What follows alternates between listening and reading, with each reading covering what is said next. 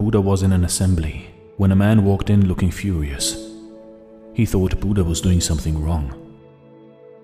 He was drawing a huge crowd and people would just go to him and meditate. He was a restless businessman, and he had found that his children were spending their time with Buddha when they could have engaged themselves in business, making more money and ensuring their livelihood. He felt that spending 4 hours of their day seated next to someone whose eyes were always closed was a complete waste of time. So the father of the family was very upset, and he said, "I am going to teach this man a lesson." With anger in his heart, he walked confidently up to Buddha. As soon as he approached Buddha, all of his thoughts disappeared, but the anger in him did not dissipate. He was shaking and he found himself speechless. Since he was unable to express his emotions in words, he simply spat on Buddha's face. Buddha, in return, simply smiled. His disciples who were sitting with him were furious.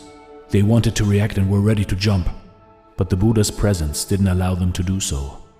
They just couldn't believe someone could behave in such a reprehensible manner with the Buddha. But they couldn't say anything, and this man could not stay longer either. He noticed his action had not drawn any reaction from the people around him, and the Buddha had simply smiled in return. A few minutes later he thought, "If I stay longer, I will burst, I will explode." So he walked away. Once he returned home, he couldn't erase the image of the smiling Buddha from his mind. For the first time in his life, he had met someone who had such an extraordinary reaction to such a disrespectful act. He could not sleep all night, and his whole body underwent a transformation. He was shivering, shaking. He felt as though his world had collapsed. So the next day he got up and went and fell at Buddha's feet and said, "Please forgive me. I did not know what I was doing." To which Buddha replied, "I cannot excuse you." Everyone, including Buddha's disciples, were shocked at this reaction. All his life, Buddha had been so compassionate. He had accepted everyone in his ashram, regardless of their past. And now he was telling this businessman that he could not excuse his behavior. Buddha looked around and found everyone to be in a state of shock.